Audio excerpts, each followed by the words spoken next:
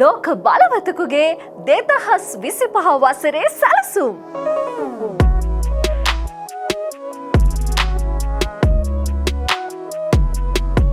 ලෝකයට වැදගත් වෙන චීන ආර්ථිකය.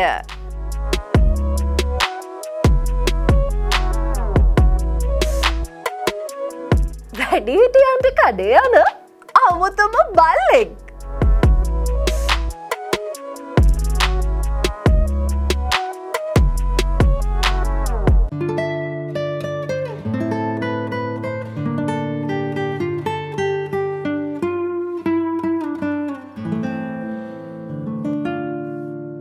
මේ ලෝකය හරිම ලොකුයි.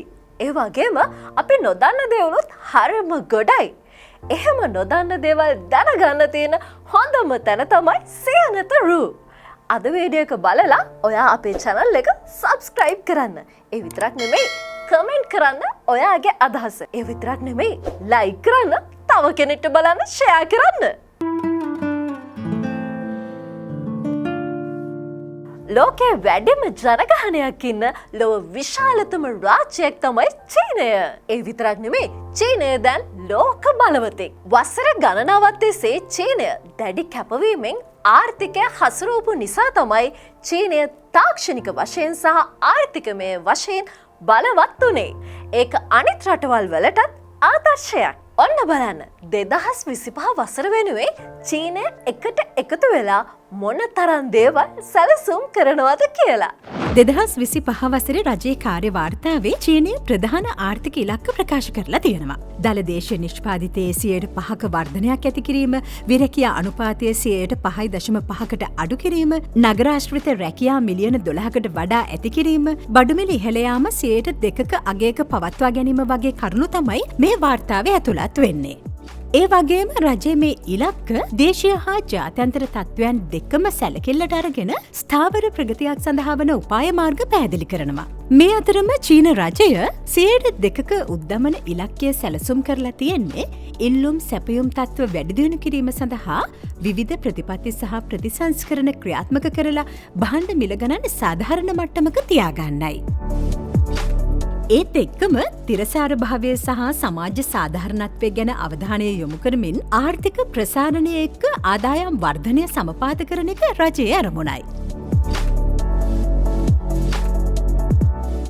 අඩුම තරමේ බලශක්ති පරිභෝජනය 3%වත් අඩු කරන එක චීන රජයේ මේ වසරේ තවත් අරමුණක්. සමස්තයක් වශයෙන් ගත්තොත් ගෝලීය ආර්ථික ගැටලු මැද්දේ උසස් තත්ත්වයේ සංවර්ධනයක් ළඟා කර ගැනීමට නම් චීනයේ සාමූහික උත්සාහය අත්‍යවශ්‍ය බව මේ වෙලාවේ පැවසිය යුතුයි. අපිට අපේ දේවල් කරගෙන යන්න කී දෙනෙක්ගෙන් නම් සහයෝගයක් ඕනද නේද? ගෙදර අය, යාළුවෝ, හිතවතුන් කොයිතරම්නම් ඉන්නවද?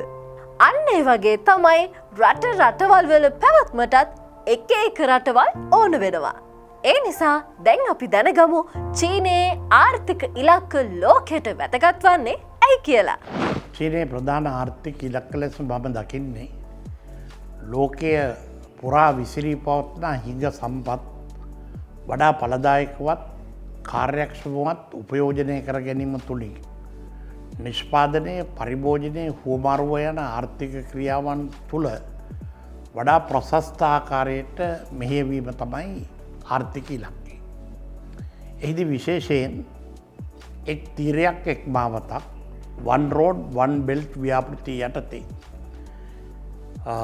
මම්මාවත්, විදුලිය, දුම්රිය මාර්ග, ජලබස්නා ජල ප්‍රවාහන ක්‍රම, සංනිවේදන, වරාය, ගුවන්තොට යනාදී වශයෙන් ජාත්‍යන්තර මට්ටමින් කෙරෙන මහා පරිමාණික යටිතල පහසුකම් ව්‍යාපෘති නිසා ලෝකයේ රටවල් අතර වඩා කිට්ටු අන්තර් සම්බන්ධතාවයක් ඇතිවන නිසාවෙන් මේ නිෂ්පාදන ක්‍රියාවලිය, පරිභෝජන ක්‍රියාවලිය, හුවමාරු ක්‍රියාවලිය පිරිවැය විශාල ලෙස අඩු කරන්නටත් ඒ තුළින් ඵලදායීතාවය ප්‍රොඩක්ටිවිටි විශාල ලෙස වැඩි කරන්නටත් කාලය හා සම්පත් විශාල ප්‍රමාණයක් ඉතිරි කරගන්නටත් අවස්ථාව ලැබෙනවා. ඒ සඳහා චීනය විසින් ලබා දෙන ඍජු විදේශ ආයෝජන, තාක්ෂණික සහයෝගිතාවය, ඒ වගේම ඔවුන් සතුව පවතින විවිධ දක්ෂතා, කුසලතා හා නවෝත්පාදන හැකියාවන් ලෝකයට බෙදාහැරීම යනාදිය තුළින් එක රටක දෙකක පමණක් නොව සමස්ත ලෝකයේ ජාතික නිෂ්පාදනය ලෝක නිෂ්පාදනය වැඩි කරන්නම්. ඒ වගේම ලෝක ජනතාවගේ ආදායම් මාර්ග ඉහළනම් ගන්නත් ඔවුන්ගේ ජීවන තත්ත්වය උසස් කරන්නම්. විශාල වශයෙන් මෙම ආර්ථික ඉලක්ක වැදගත් වෙයි කියලා මම විශ්වාස කරනවා. අපි සුරතලයට බල්ලු ඇති කරාට වැඩිහිටියම් බලාගන්න ඒ අයට උදව් කරන්න බල්ලෙක් යොදා ගන්නවා කිව්වොත් ඔයා කියයි බලාගෙන බල්ලන්ගෙන් ප්‍රවේශම් වෙනු කියලා. හැබැයි ඔයා මොන දේ කිව්වත් ඔන්න වැඩිහිටියන්ට උදව් කරන්න බල්ලන් යොදා ගන්න මේ අලුත්ම වැඩේ දැනටමත් පටන් අරගෙනයි තියෙන්නේ. මේ වීඩියෝ එක බැලුවට පස්සේ ඔයාටත් හිතේ මේ වගේ බල්ලෙක්ගේ අයිතිකාරයෙක් වෙන්න.